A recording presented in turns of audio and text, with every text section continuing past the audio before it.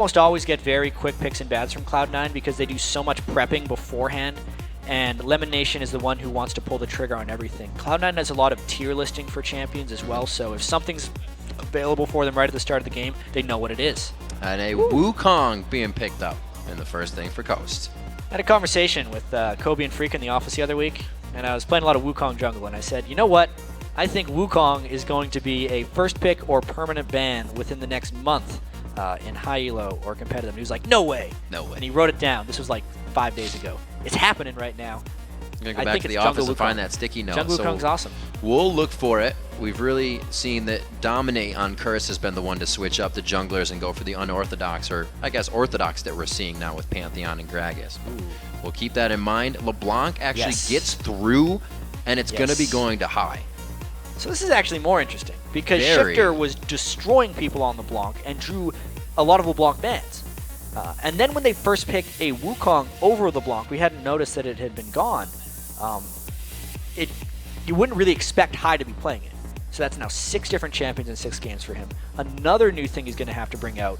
And the first person I really saw succeeding on LeBlanc in North America was when I was watching Shiphtur stream a couple months back. He should know how to play against it, but now he has to. You know? I wonder if he'll actually go for the AD. I believe Shiphtur used to play Zed a little bit. He definitely does have Zed. that mid, so we may see that from him.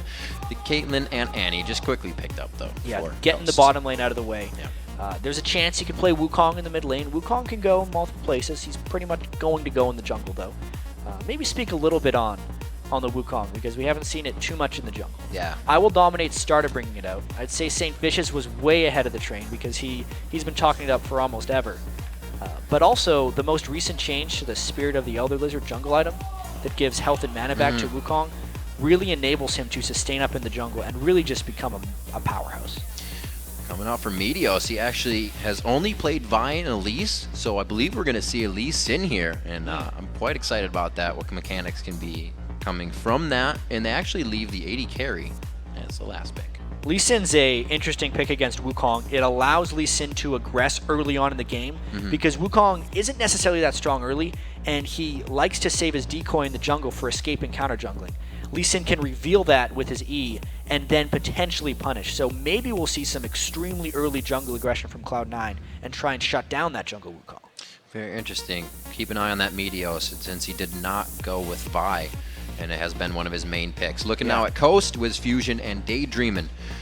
Picking up here. We have the AD carry support, so we're looking for that mid, and we're looking for the top lane possibly. And again, again he locks in the Katarina. Katarina against LeBlanc is a very difficult matchup, to say the least. He likes to outplay.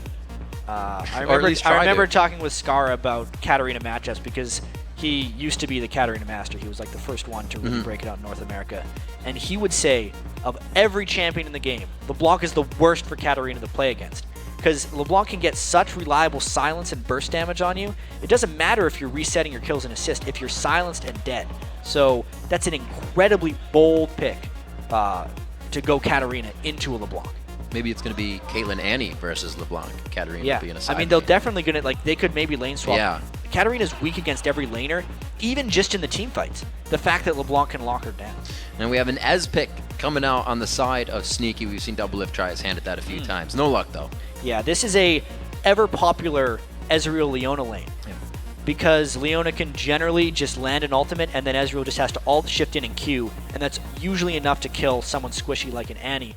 A lot of dive for Cloud9. Definitely a lot of different stuff flying out in this game, though. What are we looking for from Cloud9? Because we see when Shiphtur uses LeBlanc, like you're saying, that's the roam for him in the jungle and mid lane. How does Cloud9 work that? I feel like Hai's going to use that to follow more than anything else. Even though normally LeBlanc is used as a huge roamer, I think he's going to be going after Shiphtur. All right, we'll see. The champs are locked in and the players are loading onto the game. Let's take a look at a moment and see who you think is going to pull out the win. According to LOLesports.com, 91% believe that Cloud9 will keep their perfect record against Team Coast. Got some big percentages today, Riv. 95. A little weighted. 91.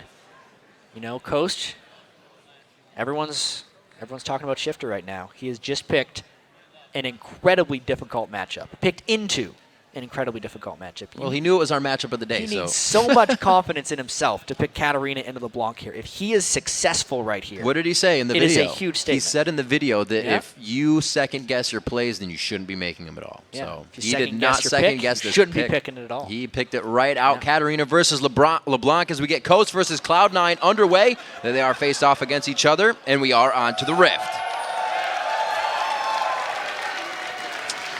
2 wins, 4 losses for Coast versus Cloud9's 4 wins, 1 loss. Let's see what they can do to tarnish each other's records here and build up a little bit for their fans. Yeah, I was trying to check if Nintendude went for the 21 offense or the 21 defense Wukong Jungle. Did you come up? He's went with 21 offense right now. He's got the armor penetration and 15 attack damage on his rune page to maximize his early jungle clear. Meteos already trying to harass him a little bit. And Wukong ganks become pretty effective even early on. They're pretty good early on. They definitely take off after 6. Lee Sin has a huge edge on Wukong before level 6. And we need to watch to see if Meteos can find holes in NintendudeX Jungle. They are matching up these lanes. I'm actually excited about that. I really thought Shiphtur may have gone to a side lane and played the 2v1 with just Qs all day, throwing those blades. Well, we are going to get it. Our mid lane matchup featured, like we said, High versus Shiphtur. We'll keep an eye on that. Meteos is on Lee Sin for this match. First time he has played that. And this is the first time Nintendude has played Wukong, so we got a lot of news here. Yeah. Week 3 of the LCS here. Just getting our feet wet so far. Bad start to the season for Team Coast, even though they had such high expectations coming in. A lot of the teams, especially TSM, were saying they expected Coast to be top 4 easily in this split, but they went 2-3 or 3-2 in the promotion tournament. Took all 5 games. That is generally a bearing of bad news for a team when they make it into the next LCS split. So Coast has a lot to overcome. They're always trying to innovate. We saw it was NintendudeX with that tank fiddle, bringing Leona into the jungle as well. So they are a team that tries to adapt and even bring out new things. This is one of those, and we'll see if it works for them. As the game is now underway, we're going to get even lane matchups here. And we know that Cloud9 likes to focus high with Meteos a little bit. Get those 2 rolling in the early part of the game. There's a little bit of jungle mind games going on, too. Oh. Just speaking of getting rolling early. Yeah. There's a buff, or sorry, there's a ward on the red buff of Cloud9 because they expect Meteos to harass NintendudeX at his red buff. They're really trying to prevent that from happening.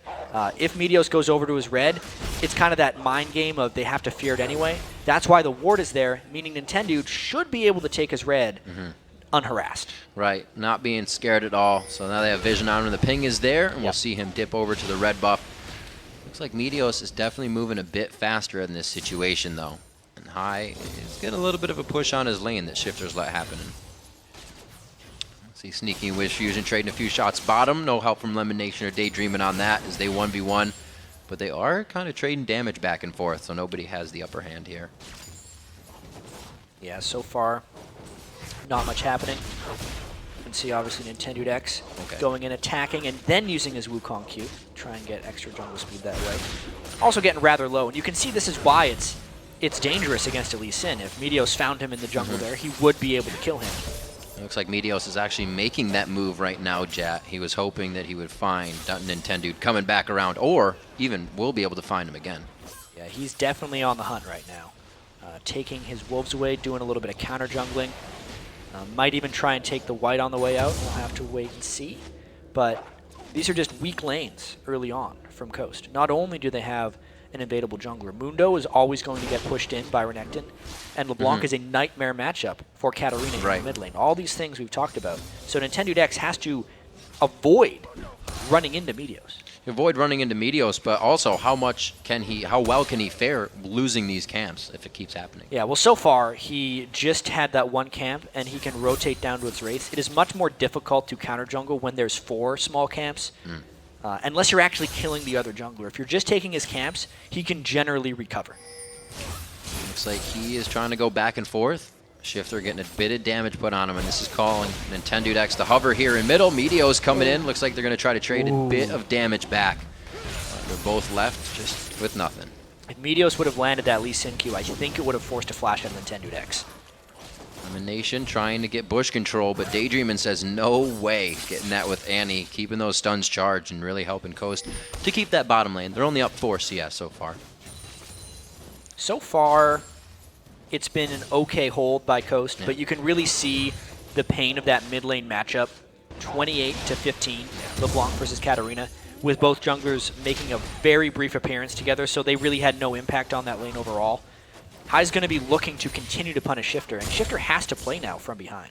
And there's kill potential there. Obviously, both champions taking Ignite. We are getting the first back here, and there was not much grabbed up by Shiphtur. He looks to grab the ability tome for a little bit. Because he didn't have much gold. Yeah. Can't really grab much when he only got 15 farm at 5 minutes into the game.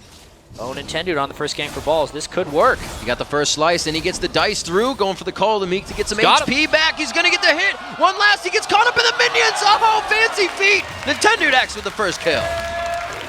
Yeah, that was just a very well-timed gank for Nintendude. His red buff was there for actually just expired near the end. Balls could not get a slice and dice combo there to really get him to safety. Nintendude very smartly hit him with the Q before he went for his dash on Wukong, making sure that after the flash he could still close the distance. Everything went right for Coast on that gank, and they're the ones that walk away with first blood. It shows very well. They're still down 100 gold right now, according to these lanes. And right now, it's Sneaky and LemonNation trying to deny experience here, but WizFujiiN Daydreamin getting back just in time to soak it up. Yeah, we talked with Doublelift about why he's still picking Ezreal, and he says, because I want to win the lane. Right. Ezreal, an incredibly strong laner, just like Caitlyn. I think they, as far as farming-wise, are very even with each other in lane. Caitlyn has slightly better turret siege, but Ezreal is much harder to lock down. And I think that lane is playing out pretty much as we would expect it. Outside of the item build so far from Sneaky, actually.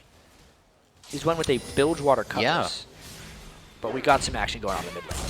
The wards down are going to help get some damage down onto NintendudeX here. The chain is down. Here comes Meteos, and they followed this one up. He was a good 1,500 range out.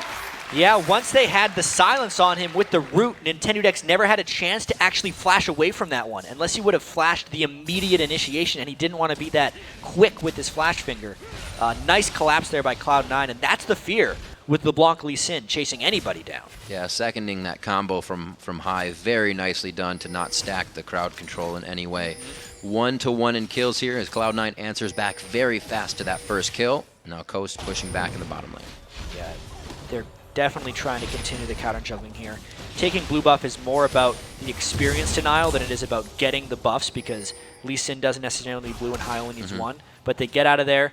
Meteos is now level 6 before NintendudeX. Their jungle advantage is there, but I think they wanted a little bit more. The fact that NintendudeX got the first blood means he was not shut down early in the jungle, and Wukong most definitely outscales Lee Sin in the jungle.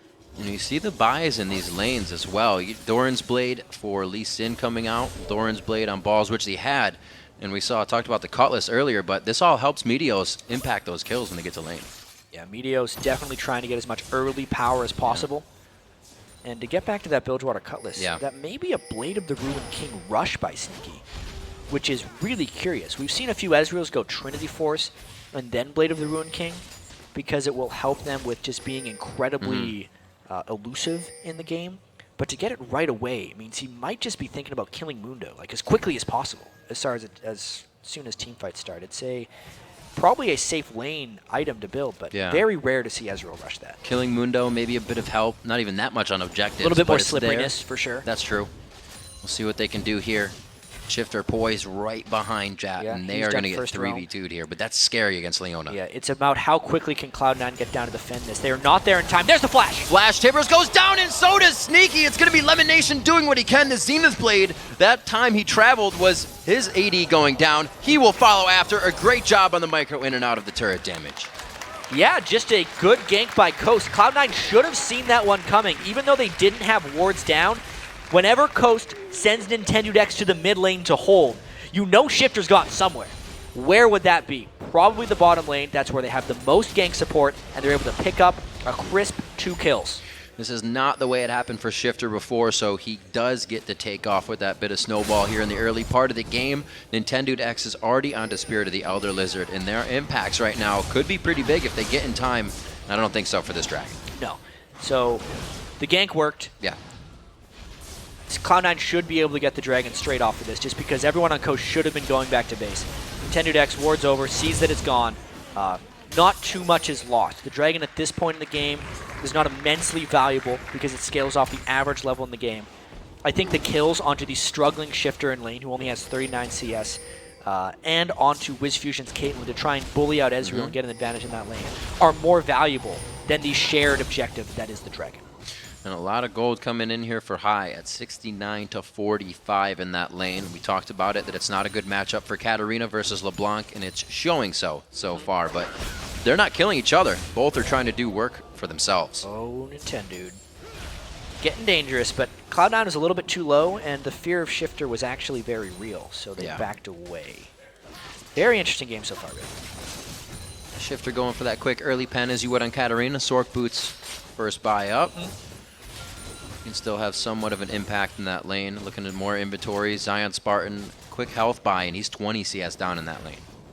Yeah, and just to speak about the bot lane, they're very aggressive. Oh, very, very aggressive. LemonNation with the Zenith Blade right on a Daydreamin. He gets taken down, but it could be a trade for kills. The Retribution comes up. If WizFujiiN can stay in the brush, he gets his headshots back up, and he's definitely going to have an upper hand here. The mana's low on Sneaky, level 7 to 7, and it's not going to be enough on the combination. Now mid lane to High, a great cyclone onto him. There's the split, but you can see the buff, and they don't decide to go for the dive. So in the bottom lane, I was going to mention how aggressive those two had been with each other, much more harassed than you're used to seeing in most AD carry support lanes. That's because Cloud9 wanted the kill, but because of the positioning of the kill and the BF sword that's on WizFujiiN, he could retaliate with a lot of damage. They're in trouble in that bottom lane, but in the mid, High, just the superior matchup right now, even with the flash ult from Wukong, which is usually a guaranteed kill, not able to pick up anything. One thing positive for Coast in bottom lane, one thing negative for Coast in the mid. See where they go with this. It's going to have to be Meteos still trying to make an impact. He is looking to do something in the bottom lane, knowing all of this just happened. Looks like Tibbers is still up since Daydreamin got taken out quite fast last time. And I know Meteos is very successful with Lee Sin in non-competitive games. It is just such a different style champion for him. I think he only played it once in the summer split, and it was in a defeat to Counter Logic Gaming. It's very hard as a jungler that takes that much farm and taxes lanes that much to switch over to Lee Sin, who's very much about not farming and just always being there at the last second to save people and just frustrate the enemy. Meteos is doing his best here, got another smite there, but you can see his farm is actually fairly comparable to the other jungler right now, which isn't typically what you see in a Lee Sin jungle. Absolutely not. Oh, LemonNation getting hit out here. Remember, Tibbers is still up in this engagement. Solar Flare goes down. The Ignite brings down LemonNation to about 200 HP, but Meteos says he wants to have a say in the fight.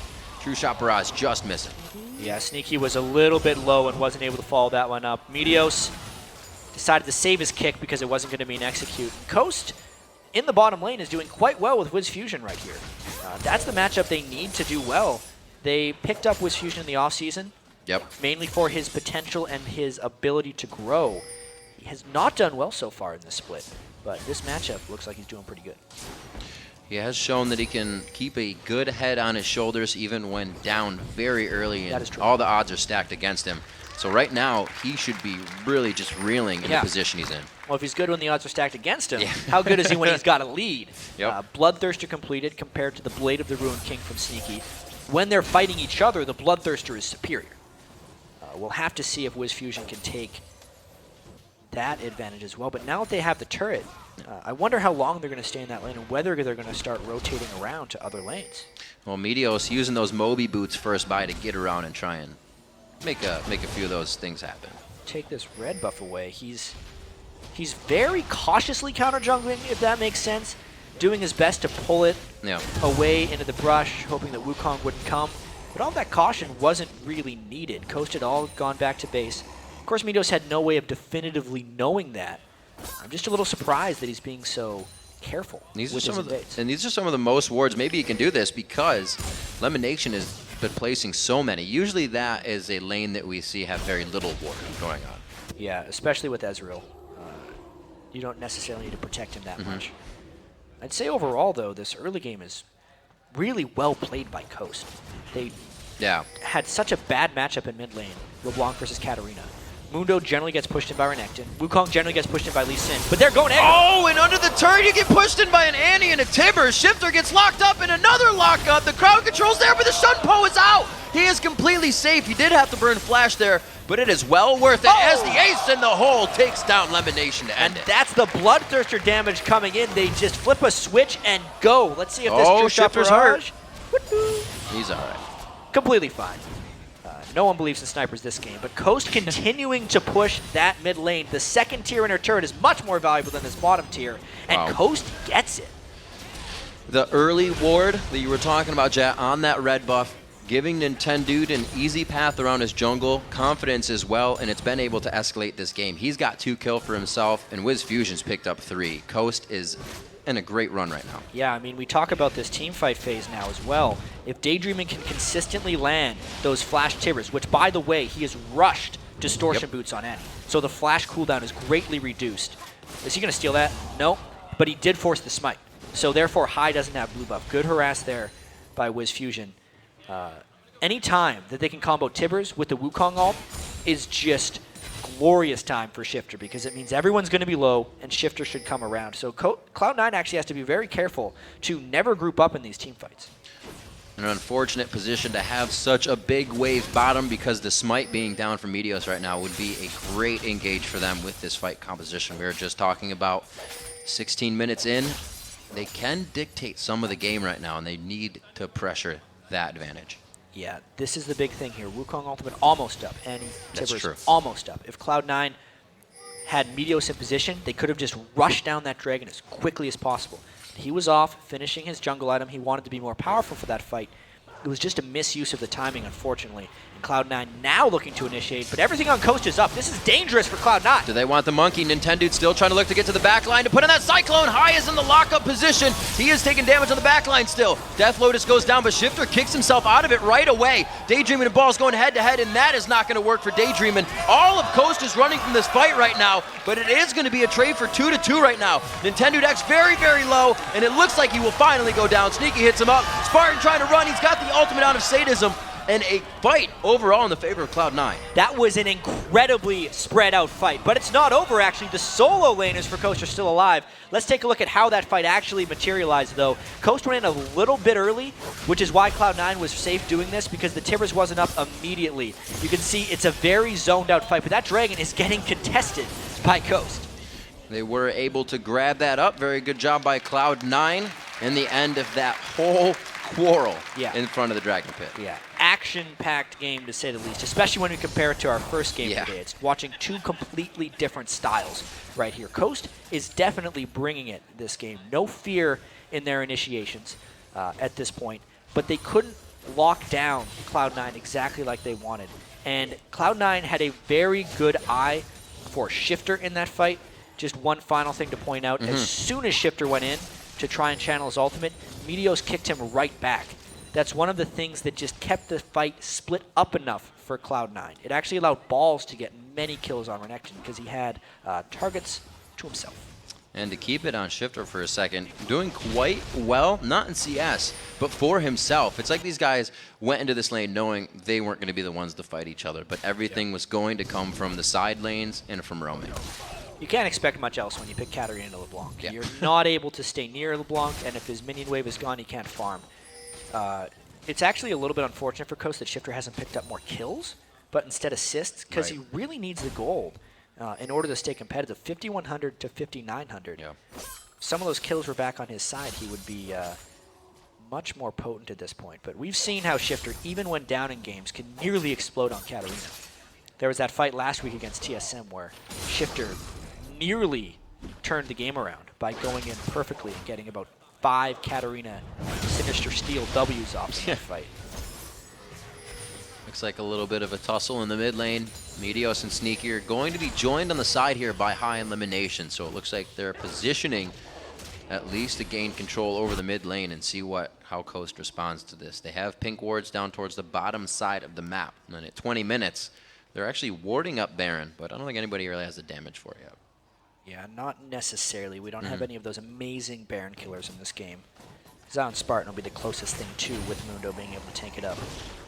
So that Blade of the Rune King straight into the last Whisper build for Ezreal. Yeah, he is right now, I feel like, focused on ZionSpartan's Mundo. I think he's just saying, I'm going to have to be a tank killer. He thinks the rest of his team can kill the squishies, which is kind of true. If Balls and High are the ones that are trying to go for Shiphtur and WizFujiiN, that's actually enough. The only job of AD carry sometimes is just to deal with tanks. That's why there's that whole everyone kill the AD carry. AD carry's just worrying about surviving himself. You do not see this build often, but I'm very curious to see how it works. You know, Blade of the Rune King and Last Whisper was some of the best synergy for damage because the percent health, max health that it does, or sorry, current health that Blade of the Rune King does, is obviously reduced by armor, so he can make it more effective by going Last Whisper. Those are both tank buster items. Tank buster items for Ezreal, a Static Shiv and Bloodthirster for WizFujiiN, who's pretty much keeping himself safe in these fights. He doesn't have too much peel. The Tibbers kind of used on engagement, so we'll have to see where his positioning is. 3-1-3, so still doing well for himself. 173 to CS there. They're actually quite even. 170 to 170. We might see a whole bunch of turret pushing right here. Will Cloud9 decide to push mid in retaliation, or are they going to try and collapse? This just all tells us how aggressive Cloud9 is feeling right now. Balls would have to get in on the right target, and Cloud9 has to be very careful on this flank. Watch out if Daydreamin gets blown up by High. This fight could be over before it starts. Over the wall, the chain hits him as well. The chain won't lock. Oh no! He almost got himself in, but out with the Annie. And High is very, very hurt after that engagement. It was all about who could hit the other man first. Yeah. Daydreamin was the one to lock down High before he could blow him up. You got to have confidence in yourself. Person who makes the first move generally wins these fights. Now they want to set up a siege, but High has went back to base with home guard boots. He's back, and there's no Tibbers for this fight. So Cloud9 might actually look to initiate. Oh, they might look to. They solar flare 3 members of the team. WizFujiiN very low, and you can't get away if you're in the middle of the fight as an AD carry. Cloud9, however, eating resets right now. It's going to be a double kill for Sneaky. It was a lot of damage, but not as many kills as it looked like for Coast. Wow, that fight was dangerous, to say the least. Cloud9 did get a good initiation down onto WizFujiiN, but if Shiphtur got a little bit more lucky, just watch how the Solar Flare slows nearly everyone, and then they combo it all up. But look how grouped up they are for not only the Wukong ult, but for when Shiphtur tries to go, and you can barely see him. He's channeling his ult, that only hits 3 people. And then if he could have gotten a kill a little bit earlier and didn't draw that turret aggro, he might have been able to keep spinning and finish off more people for Cloud9. But they were able to finish him off in the nick of time. So Cloud9 not having any of this Coast pushing in every lane that they want right now. They try in the top lane with all 5 members. And like you said, Jack, without that Tibbers, Cloud9 is using these windows to get back in the face of Coast. Yeah, game on though. 34,000.1 to 34,000.3. I do feel like the teamfight advantage overall does favor Coast. They have more teamfight synergies than Cloud9. So in order for Cloud9 to win, they have to outplay, and they have to catch Coast in flanking positions. High needs to be able to assassinate the right targets. They need to spread out and make it so Shiphtur can't deal damage in team fights. Balls needs to be incredibly strong. He's actually getting there with his 2-1 and 3 Renekton. Balls is honestly one of the best top laners in North America. It's just, you don't notice him so much because everything about Cloud9 is Meteos over and over again, but it's always Balls who's there with a solid play. As you say, Meteos, he himself is 106 as we start to clear out Dragon. Both teams posturing now on both sides. Smites are up, and this is definitely going to be an engage. Yeah. See all ultimates up on both sides. No heal for Cloud9. That's actually pretty big in stopping Katarina resets. This is going to be a Dragon Steal attempt for either team.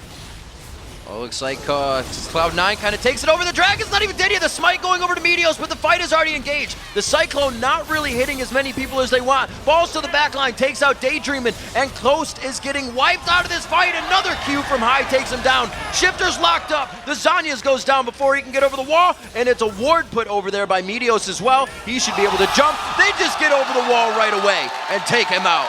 4 for 0 and the Dragon Riv right there for Cloud9. They completely outplayed Coast in that team fight. Now they might actually go down for the Baron. It was because it was 2 fights. One with the tanks, one without. Shiphtur and NintendudeX got caught in between and it was never a fight. Just watch how this initiation actually happens. Balls and LemonNation go all in, and Nintendude doesn't ult. many people. No. He was stuck in between, which means when Shiphtur tried to go in, it was just a swift Meteos kick. So therefore, the Wukong Katarina synergy never worked out because Cloud9 split up properly. Then they cleaned him up over the wall with some fancy moves. Great job on that. We see Baron being taken down. Zion trying to do what he can there, but a real definitive lead being picked up now by Cloud9. Just a few seconds ago, that gold was dead even. Yeah, all about that fantastic dragon fight from Cloud9. You really have to credit Balls and LemonNation for just going all in. Sometimes they just know, as a team, how to team fight. Cloud9, ever since they've shown up on the scene, they were in a lot of close games, and then the mid-game dragon fights would come around, and they would just kind of win them because they have this type of coordination. I heard from some of them, sometimes they play scrims and intentionally don't talk to each other because they want to try and predict how the other person is thinking. You can't necessarily always speak to each other in team fights. When we listen to the comms, sometimes they're like calling targets or something. But if you know what the other person is thinking, your synergy just improves so much. And that's one of the hallmarks of Cloud9, is just how well they seem to always know what the other person is doing in team fights. You have to think outside the box to be unique, and Cloud9 really brought that last season with a score we've never seen before. Possibly can do it better this season. Right now, Coast is trying to really stop that, though. They've done a great job so far. Faltering at the last dragon fight is really what Coast is dealing with right now. It's led to this mid turret being pushed, and Cloud9 won't give up. Yeah, now that they have the Baron buff, it makes an initiation immensely dangerous for Coast. It also means High gets to kind of take shots at the rest of Coast, going in and out with his distortions. Even if he doesn't necessarily get an execute, it's too dangerous for Coast to initiate. So these pushes are just going to continue. Let's see. High not, or rather, I should say Cloud9 not wanting to dive this turret. They still have that Tibbers they're worried about, so it is a slow push for them right now. Yep. They may be in the lead, but Baron doesn't give them everything. Well, surprisingly, they've only taken 2 turrets. Yeah. Most of this game has actually been Cloud9's. I'd have to say Coast has played extremely well up until that dragon fight, getting out of a what should have been difficult early game and really forcing some impressively strong fights. Cloud9 has just been one step ahead. Seeing the pressure, seeing the pushes, like we said, kind of playing inside the window of when Tibbers is down. That was the last fight in the top lane. And here with Tibbers up, they're not as happy to go in on a turret. This one will be saved, but it's just potential gold sitting there for Cloud9 to come up. Yeah, the flash just off of cooldown now for Daydreamin. Still, though, being that far out against a Baron team is nearly suicidal. I think Coast is going to sit back and try and defend a little bit more. There's only about a minute and a half left on the Cloud9 Baron buff. Coast should look for a fight probably once the Baron buff is gone on Cloud9. They would still have a chance in these team fights, you know, despite being down about 7,000 gold. If they can pull off a combo on these squishy people of Cloud9, they can still come out on top in a team fight. Cloud9's just done too good of a job in team fights of splitting up their members. And that was one of the big advantage of either team getting ahead here, Jat, with our mid lane matchup, a Katarina or LeBlanc. When you get ahead with either of those, they're going to take off. Yeah, DFG, Void Staff completed for High. 63 CS ahead of Shiphtur. Yeah. I really do have to credit Shiphtur, though, for having a successful Katarina game, because in your book of picks, Katarina says, no, do not pick me against the block. That is just a disastrous matchup. But Shiphtur's made it work fairly well. Let's see if they can catch Meteos. Meteos thought he had I was going to say he thought he had the wave to be safe with the safeguard, and he got there in time. 28 minutes into this matchup, Baron slowly ticking away on Cloud9. It looks like they have about a minute left with it. And we'll see what they can provide. Sneaky in the mid lane. It doesn't look like they're really wanting to do too much. Every time they get to a turret, they stop. Yeah, they're obviously respecting the combo of Coast. They did slowly siege down a few turrets. Cloud9 not biting off more than they can chew, obviously. They got a lot of gold out of that Baron. Remember, the game was pretty much even before that Dragon. And just in the Dragon, the fight after, the Baron, and then the slight objective and turret pushing Cloud9 afterwards, they've stretched it to an 8,500 gold lead. And it's not something they are giving up right now. 12 to 10 in kills as well, which means Coast has been taking out a few members per fight, but it's Cloud9 coming out of those fights with the minion waves in the right spot, the turrets ready to be taken down, and again, the timing ready for Dragon. This is how they got their advantage in the first place, At this point, though, I don't think Coast can realistically contest. They've been trapped in their base for so long that the wards that would be in the river or around the dragon are just gone. So it is therefore too dangerous for them to face check and go up for this dragon. NintendudeX, a black cleaver on top of that Lizard Elder now, as we see the dragon being taken away. So Coast is getting some of the items required to make an impact in these fights. Shiphtur, we saw, has his Zanyas. Really was too much focus just from Cloud9 coming into the fight, though. They don't have enough time. Yeah, I worry about NintendudeX's ability to channel his Wukong ult in these team fights because Cloud9, it feels like they have assignments for what they are responsible for in a team fight, so maybe they're just understood. But Meteos is responsible for kicking Shiphtur away from people. He's done that in almost every fight when Shiphtur tries to go in for resets. I think Hai, at this point, should be responsible for killing Wukong. Because Wukong has Ninja Tabi, a fair bunch of health, but almost no magic resistance right now from his items. He will obviously get a fair bit from his passive, but he is still very vulnerable to Hai's assassination attempt. If they can do those two things, the fight is basically won for them, because there's no way WizFujiiN can deal with the Thornmail Randuin's Omen Renekton. And they are incredibly setting up that to happen. So many wards being placed in the jungle right now gives them the ability to create those pickoffs. Yeah, absolutely. They've warded fairly heavy. I think they're just playing the objective cycle game right now because they can. This isn't one of those games where Cloud9 could just run away with it right off the bat, because they had a little bit of a shaky start. Coast was making so many plays. They had to get their footing. We'll have to see if Hai can keep up his score. 225 in the CS there to the 161 of Shiphtur. These guys' average farm comes in at usually 293 and 253. So a 40 CS difference is actually usually there between them. Yeah. So we'll see what they have for each other, as now they move to the, or I should say Hai moves to the bottom, kind of starting the split push here to spread out Coast. They're mainly just trying to get the waves going, so when the Baron comes up, they're safe grouping. If Hai had allowed that wave to go through, there would have been actually a lot of turret pressure for Coast, and they would have been able to get a push going that way. But at this point, Cloud9's just using those three sweepers, since they're the team that is ahead, to get this Baron area clean. And they're going to be able to bully everything out soon. 276 to 191 between Balls and ZionSpartan, and they're pressuring the Baron now. Yeah, I think we're going to be seeing a fight fairly quickly here. A lot of pink wards going down on both sides. You can see Coast does not want to give up another Baron, but Cloud9 doesn't actually want to start the Baron. They're mainly looking for an initiation. There's a Reverie.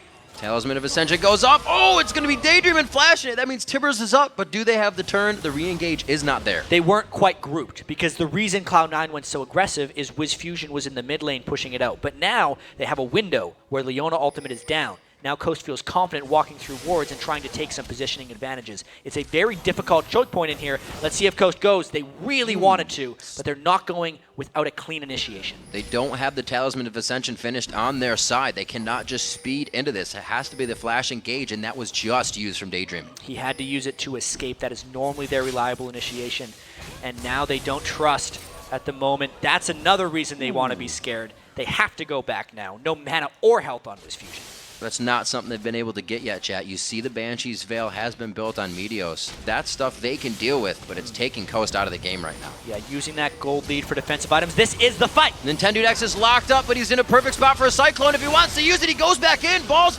hitting up onto Shiphtur. He cannot get back into the fight, but the Death Lotus could be enough. He gets the reset onto Renekton. Balls goes down as ZionSpartan's forced on Sadism to flash out of the fight. And Coast, no, Cloud9 easily turns this one around. Just ZionSpartan trying to get the runaway with Wiz. Yeah, but that was the Cloud9 fight. It was an awkward initiation right there. Once again, Nintendo could not get an ultimate on the priority targets of Cloud9. They were too flanked, as you can see. Watch how Nintendo is in the fight. He did some stuff. And now the Baron is getting taken by Cloud9. This is going to be a pretty easy one for Cloud9. It only makes them that much stronger. Power play on top of a power play right now for them, and so much gold. All right, so actually some defensive items coming in by Hai with the Banshee's Veil. They are making sure that Daydreamin can't catch the targets that he wants, because Cloud9 knows that once they split the fights up, they have been victorious again and again. Actually, at this point, Sneaky has a huge amount of damage on Ezreal. He's taken his kind of early game tank buster build to now just kind of a kill anyone build. The only difference between this and like a normal super late 4-item build is instead of a Bloodthirster, he has a Blade of the Ruined King, which is arguably better because people have more health, therefore the percentage current health is doing more late in the game. It also has less multipliers, though, since Infinity Edge will multiply your crits off of your base attack damage. I'm sure there's some math to run. I'm hedging on the fact that this is actually better. We'll have to trust in LemonNation and Sneaky's theory. Well, it's interesting, Meteos being a little trolly, that they're able to play the lane with somewhat less damage, but still do all right and come out of it in the end with more. So they had to rearrange the way they played this game, and they did it well. Sneaky kind of lost the laning phase, but he kept himself very strong. LemonNation always taking one for the team, the 5 death lead on that. High's trying to put as much harass down as possible. Just took Daydreamin out of the action. Yeah. This is probably going to be an inhibitor turret eventually. The next minion wave is quite a bit away right now, so they got some time to stall here, and it's going to be High continuously jumping over the wall, and Meteos landing those Qs. So tricky for Coast to try and find a team fight right now. So many Banshees Veils up on Cloud9. So much threat coming down from High. Yeah. And Sneaky is just so damn elusive at this point on Ezreal. Can't really seem to lock him down. We have Daydreamin's flash just coming back up. Balls is going to stay in the mid lane as the rest of the team says we're rotating top. Dragon is up, so after whatever engagement happens, somebody can have that. But right now, these Banshee's Veils are really working against Daydream, and it's going to be so hard for him to hit anyone that matters. Yeah, I feel also like Cloud9 is daring Coast to initiate rather than initiating themselves. While Balls could go in for a fight, there's actually no need. This is a slightly more passive Cloud9 than we've seen in the past, but I think overall making more calculated decisions right now. Any initiation would actually be a medium to high risk just because Daydreamin could theoretically get a stun on Sneaky. Sneaky has no cleanse. Also, LemonNation has no Mikhail's Crucible. Yeah. So he could actually get locked down and potentially burst it out. If that happens, the rest of Coast could take down the rest of the team. So it's like this really off chance that Coast could win a team fight. But Cloud9 knows that, therefore they're playing. Kind of an on-their-terms situation. A nice wave brewing in the bottom lane for Cloud9. They just kind of swapping around, watching the waves move. They take Dragon, and now they're going to try the 5-on bot. A little engage there from Nintendude. Just trying to get some damage down. Still, Coast has been very gold-starved for a while. They were at about 36,000 gold when it was even. Since then, Cloud9's got 30,000. Coast has gotten about 13,000. So Cloud9's been doubling their gold gain for quite a while here.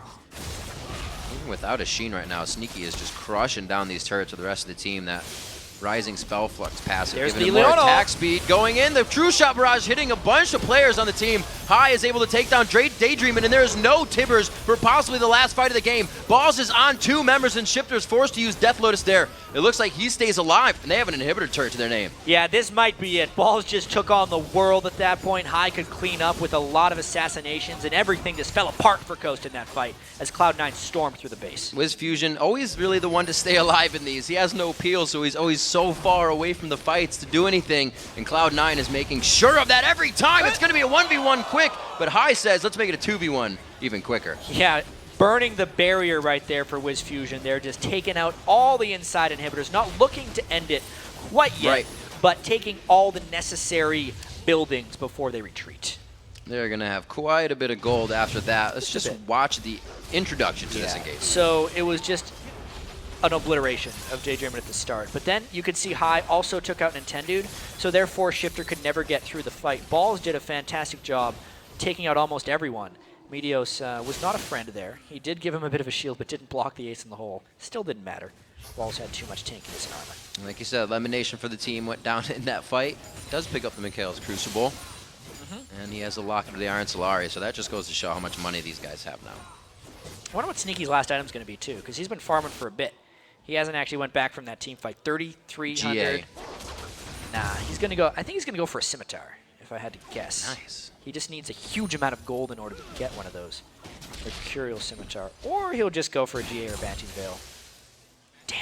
Banshee's Veil. Went for There's a third guess. You still had it. 1, 2, 3. It's just more boring. He hasn't needed it. No one's been able to touch him. Should have got a Bloodthirster. I understand the safety, you know. Banshee's Veil is an incredible item right now. People undervalue the spell block again and again. honestly, I think it was an incredible item, even when Spirit Visage was giving 20% cooldown reduction. But now that Spirit Visage only gives 10% CDR, right. people are going back to Bansheesville and really respecting its power a bit more. You don't realize how much damage you actually block when you can block a big spell from someone. Well, you also get these assassins, and you're like, nope, don't want any of that. Yep, they can't start a fight on you, especially against Annie. You know, with how prevalent Annie's been in the past couple months. You know, we should have been seeing more Banshees Veil then.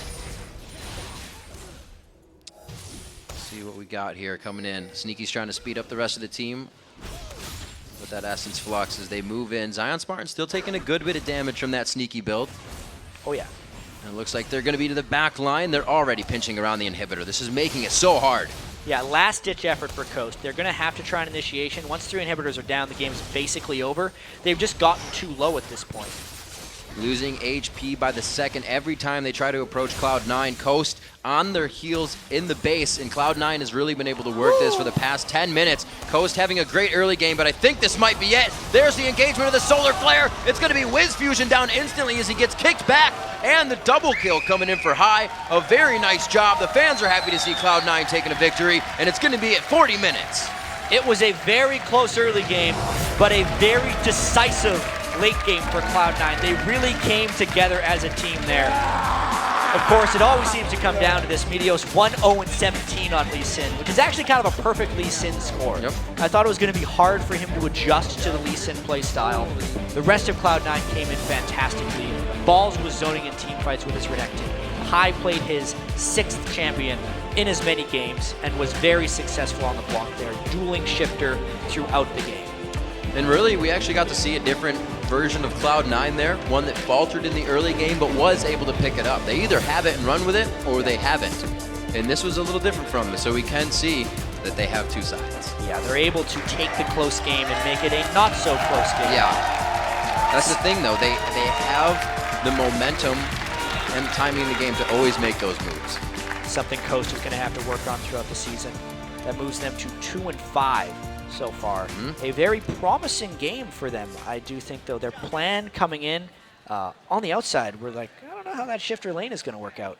But they got out of that phase. They actually started losing it in the team fight phase where they were very strong. So Coast just has to work out a few kinks, and that game could have very easily turned in the other direction. They're looking poor in the standings at 2-5, but there's still a lot of things that are very close to working out and turning them into a top flight team. They keep, as we said before, or I said before, like ZionSpartan keeps trying things. Last split it was Fiddle, then Leona, brought out the Wukong here. Like we said, it was good aggression for them. You're talking about Nintendude. Nintendude, yes, thank you. Of course. And it got him around the jungle perfectly. And he was able to get through with the wards they gave him deep into the jungle. But then it's like they didn't have anything planned after that. Yeah, the Wukong pick I still think is good. It's just it got a little bit, outpaced because they fell so far behind in gold. If they could have landed a few better Wukong ultimates in some of those team fights, I think a lot of things could have been different in that game. But all things considered, we take a look at Cloud9 here. That was their first game of 3. There was a bit of a danger that this was a trap game for them because they're very likely to look ahead to either their second game of the day or the game they have at the end of the week against TSM. Right. 1 out of 3 so far for Cloud9. They're definitely going for 3-0. And that was a game, like we said, High had to play a different champion again. So these guys are keeping the variety up, and they're still getting the wins. We've got to go AFK for a second, but when we return, Cloud9 Dual Lane will join us to talk about locking down a win in their first game of the day. Then it's a rematch of Week